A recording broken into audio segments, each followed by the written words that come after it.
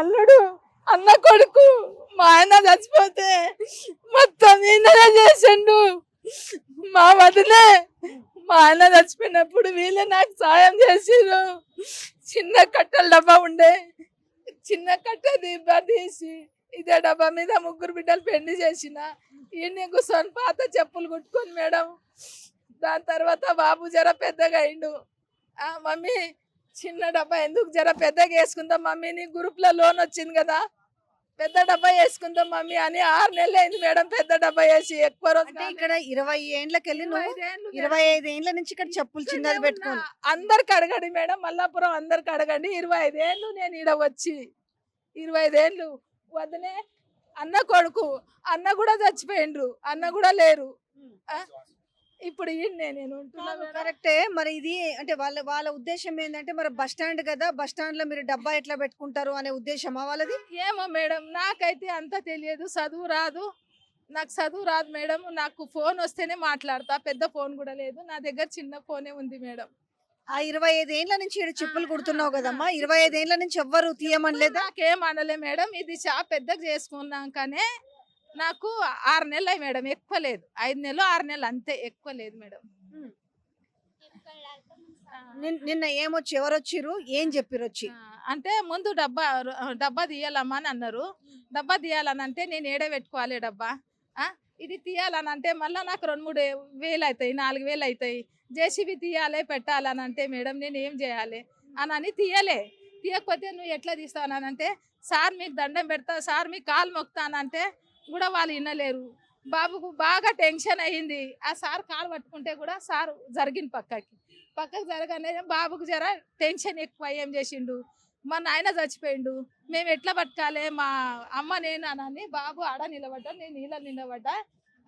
కోపంతో జేసీబీ పైన వేయంగానే కోపంతో తిట్టిండు సార్ని తిట్టిండు. ఏమనుకోవద్దు, తెలియక తిట్టిండు, కాలేజ్ పోతాడు కదా. నెలకెళ్ళి బతుకుతున్న ఈ డబ్బాని అంటే తీసేస్తున్నా ఒక ఆవేదనతో తిట్టిండు. ఆయన బాగా కోపం పెరిగింది. ఇంత సార్ వాళ్ళు చెప్తే కూడా మల్లాపురంలో కూడా అందరు చెప్పిండ్రు తీయొద్దు అమ్మ, చాలా ఏండ్ల నుంచి ఉంది, చెప్పులు కుట్టి బతుకుతుందని. అందరు నాకు చాలా నిన్న హెల్ప్ చేసారు. మల్లాపురంలో అందరూ నాకు చాలా హెల్ప్ చేసారు. తీయొద్దు అన్నారు అమ్మ, డబ్బా తీయొద్దని అందరు అన్నారు. ఏమన్నారు మళ్ళీ? ఏమన్నారు వాళ్ళు? మళ్ళీ ఏమన్నారు అంటే వెళ్ళిపోయిండ్రు. నేను షాప్లోనే కూర్చున్నా. మళ్ళీ ఇప్పుడు వచ్చి మళ్ళీ తీసి పక్కకు పెట్టుకోమ్మా, ఎక్కడన్నా ఒక 4-5 రోజులు పక్కకు పెట్టుకో అని అన్నారు. తీస్తావా మరి ఈ నుంచి? రేపు తీస్తామన్నా. ఏ ఊరు నుంచి, ఎక్కడి నుంచి వచ్చిరమ్మా?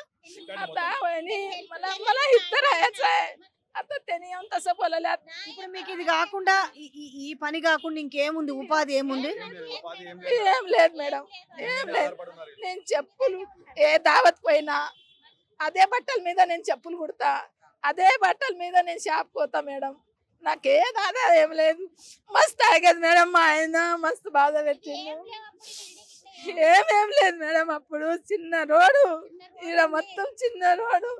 నా కొడుకుని చెట్టు కింద పండబెట్టి పని చేస్తున్నా మేడం. నేను ఇక్కడ కుట్టి మీరు షాప్ లోకి వేస్తారా చెప్పులు? కుడతా, పాత చెప్పులు కుడతా. అసలు చెప్పండి, ఏం జరిగింది చెప్పండి, అసలు మొత్తం డీటెయిల్ గా చెప్పండి. నిన్న మున్సిపల్ వాళ్ళు వచ్చారు మేడం, జిహెచ్ఎంసీ వాళ్ళు. 1 డే ముందు ఇన్ఫర్మేషన్ ఇచ్చినట్ట. అంటే 1 డే ముందు ఒక ఆడమే మొత్తం మేనేజ్ చేసుకోలేదు కదా, అది నిన్న వచ్చి మొత్తం జేసీబీ తీసుకొని వచ్చినారు వాళ్ళు, మున్సిపల్ వాళ్ళు. మొత్తం కూలగొడదామని వచ్చింది. కూలగొట్టే వరకు తల్లి కొడుకులు లోపలనే ఉండిపోయారు. కూలగొట్టని ఇవ్వలేదు. అయినా ముంగడు మొత్తం కూలగొట్టేసింది ఇదంతా. ముంగడు మొత్తం కూలగొట్టేసింది మేడం ఇదంతా. ఈమెకు జీవనోపాధి మొత్తం ఇదే మేడం. ఇది చేస్తేనే మీకు వెళ్తుంది, లేకపోతే వెళ్ళదు. మీకు ఫుడ్ కానీ ఏమున్నా కానీ చెప్పులు కుట్టుకునే బతుకుతుంది మేడం. అంటే ఇప్పుడు ఈ డబ్బా వేసి ఎన్ని నెలలు అయింది? ఇక్కడ 20 సంవత్సరాలు అయింది మేడం. 20 సంవత్సరాల కన్నా ఎక్కువనే అయింది. ఇంకా స్ట్రీట్ మొత్తం తీసేసిరా? మొత్తం తీయలేదు మేడం, జేసీబీ పెట్టేసినారు. టోటల్ మొత్తం లోపడి పోయినాం. కూలగొట్టకుండా లోపడి పోయినాం. అంది కూలగొట్టేసినారు.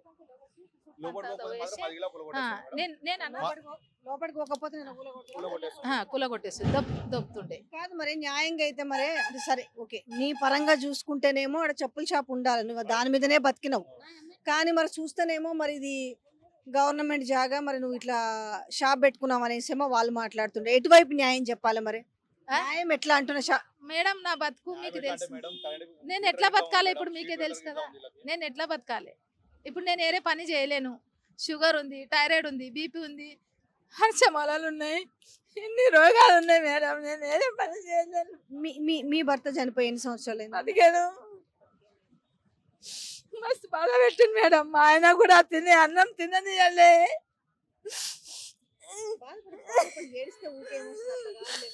దీనికి మీటర్ కూడా ఉందా? ఇచ్చిర్రు, వాళ్ళే ఇచ్చిర్రు మేడం, మీటర్ కూడా ఇచ్చిర్రు. దీని ముందర ఇది ఉండేనా? ఇట్లా ప్లాట్ఫామ్ ఇట్లా ఉండేనా? ఇది ఉండే.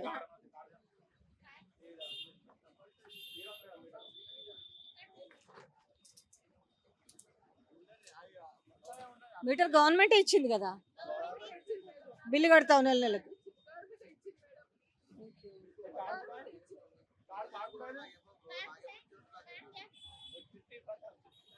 నాకు పర్మిషన్ కూడా ఇచ్చిర్రు మేడం. పర్మిషన్ కూడా కార్డు ఉంది. పర్మిషన్ కార్డు కూడా ఉందా? అంటే ఈడ నడుపుకోవచ్చు అని. నాకు అప్పుడు ఇచ్చిర్రు.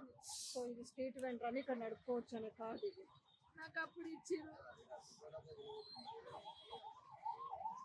మరి చూపిస్తే ఏమంటారు? మన కార్డు కూడా ఇచ్చారు కదా. చూపిస్తే ఏమంటారు? అది అంత మా ఆర్డర్ వచ్చింది, గవర్నమెంట్ ఆర్డర్ వచ్చింది, తీస్తున్నాం. కస్తూరిబాయ్ కస్తూరిబాయ్ గవర్నమెంట్ ఆర్డర్ వచ్చింది, ఎవరు ఏం చేయలేము, మేము తీస్తున్నాం అని అన్నారు. సరే మరి డబ్బా తీసి ఎడ పెట్టుకోవాలనుకుంటున్నావు మరి? ఇప్పుడు నేను ఏడబెట్టుకోవాలి మేడం, నేను ఎట్లా బతకాలి అది కదా. మన పోయి కలిసి వచ్చినావా? మన మున్సిపల్ అధికారులను ఏమైనా కలిసి వచ్చినావా? ఏం లేదు, పోలే మేడం. నిన్ననే జరిగింది కదా, పోలే. నిన్ననే జరిగింది కదా, పోలే. వాళ్ళు వస్తామని చెప్పిరా? మరి 2-3 రోజుల్లో తీసేయమని చెప్పిరా? రేపు 10 గంటలకి తీసేయమని చెప్పిర్రు. నువ్వేం కోరుకుంటున్నావు? అంటే ఈడనే ఉండాలనా? మేడం మీరు హెల్ప్ చేసే నేను తీయను. మీరు నాకు మీరు అందరు నాకు సపోర్ట్ చేస్తారు. ఒక లేడీస్ అయితే జీవన ఉపాధి ఈయనే కాబట్టి ఆమెకు అందరూ కలిసి సపోర్ట్ చేయాలి మేడం. ఈడికి ఆమె తీసేసిన బతికెట్లా బతుకుతుంది మేడం? ఆమె బతికెట్లా మీరే చెప్పాలి మేడం. ఆమెకి ఎవ్వరు లేరు, మీరే చెప్పాలి ఆమెకి. ఇప్పుడు మీరే న్యాయం చేస్తే మీ మీద ఆమె మీ కాడి నుంచి ఆమె నిలబడుతుంది. లేకుంటే మీరు ఇప్పుడు పోతారు మళ్ళీ వస్తారు భయపెట్టిస్తారు అంటే అది కాదు పని మేడం. అది ఇప్పుడు ఎవరు కంప్లైంట్ చేసిరంటే ఈడు ఉందని? కంప్లైంట్ ఎవరు చేసి ఎవరికన్నా ఉందా? ఇబ్బంది ఉందా ఈడ ఈ షాప్ ఉన్నందుకు? ఎవరికన్నా ఎవరికి ఇబ్బంది ఉందో అది మాకు తెలియదు మేడం. అది నిన్న మేము కూడా లేము, మేము బయట పోయినాం నిన్న వద్దామంటే. ఈమె ఒక్క ఆమె ఏడుస్తుంటే ఫోన్ లో వస్తే మేము అక్కడి నుంచి मला लय जण हे केलात म्हणणे.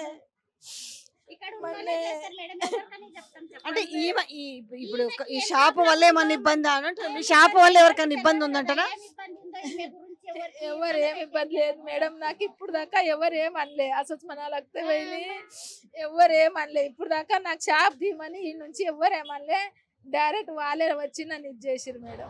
మేడం మేముంటాం, మీరుంటారు. ఇప్పుడు మీరు చెప్తారని తెలుసా చెప్తాం మనం. అట్లా ముంగట ఒక మాట వెనుకొక మాట అవుతుంది. ఇది అట్లా కాని పని. ఇప్పుడు ఈమె బతికి ఏమవుతుందో మీరే న్యాయం చెప్పి ఈమె కీడ పెట్టాలి మేడం.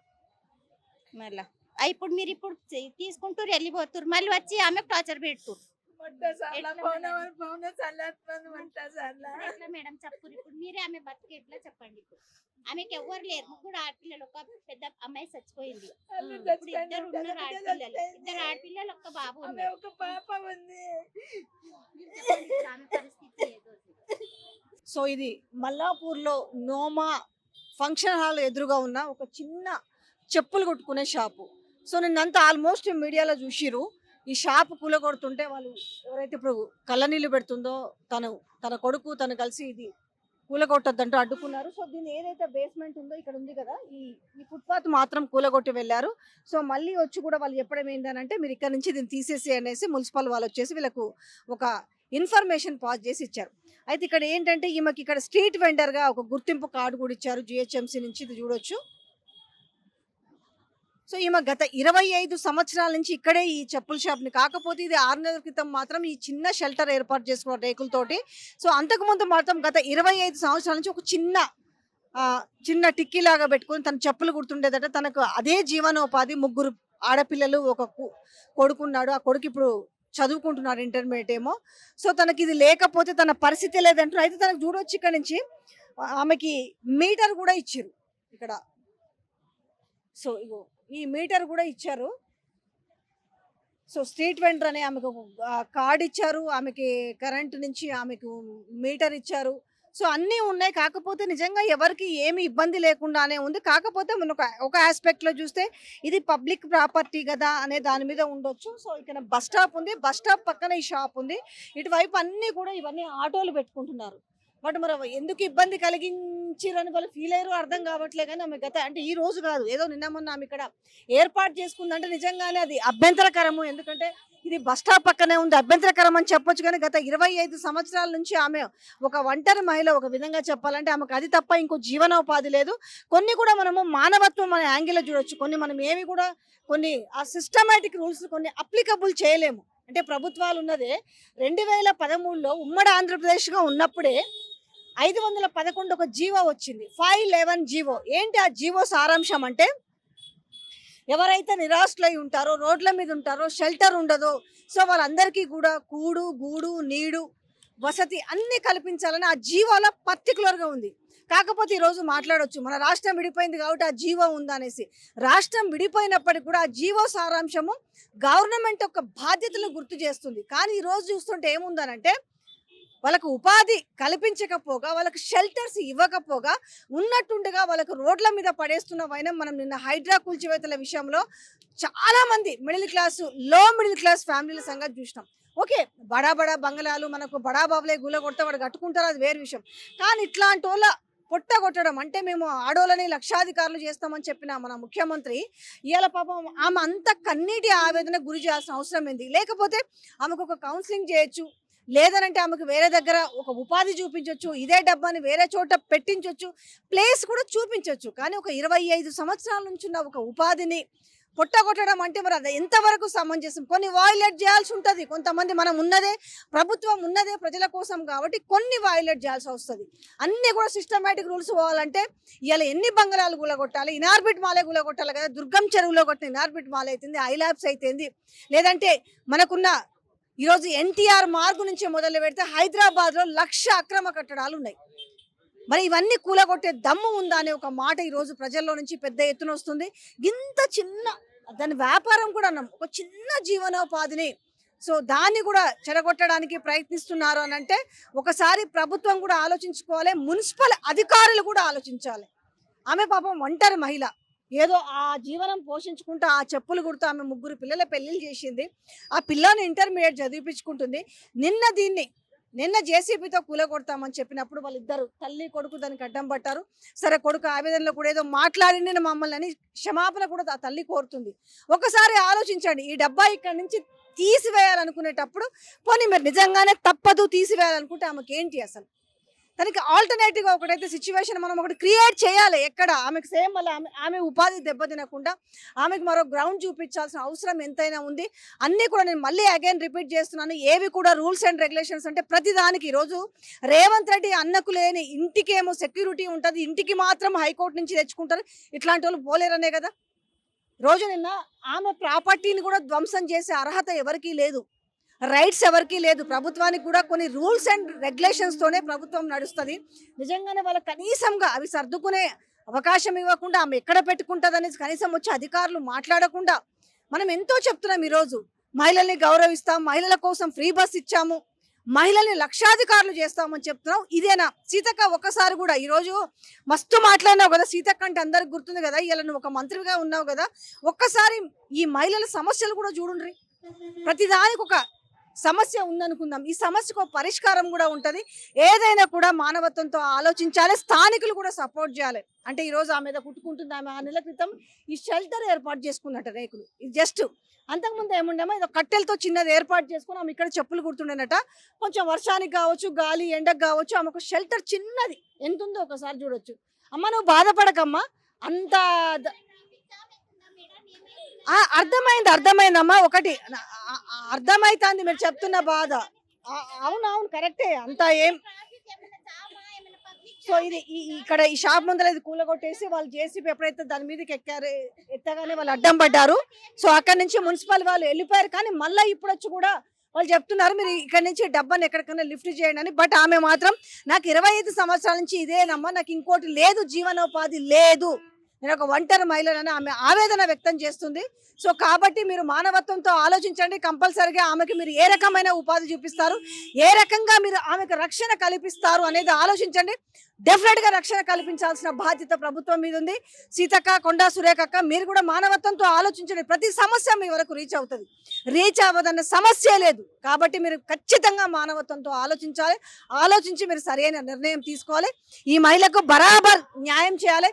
దీనికి సంబంధించి ఈమె ఇక్కడ ఈ చెప్పుల షాప్ 25 సంవత్సరాల నుంచి కుడుతుంది కాబట్టి సో ఆమెకి న్యాయం జరగాలా లేదా అనేది మీ కమెంట్స్ రూపంలో కూడా తెలియజేయండి. దాన్ని బట్టి ఆమెకి ఏ రకమైన న్యాయం జరుగుతుంది అనేది చూద్దాం. డెఫినెట్ గా ఆమెను ఆదుకునే ప్రయత్నం అయితే తప్పకుండా చేద్దాం.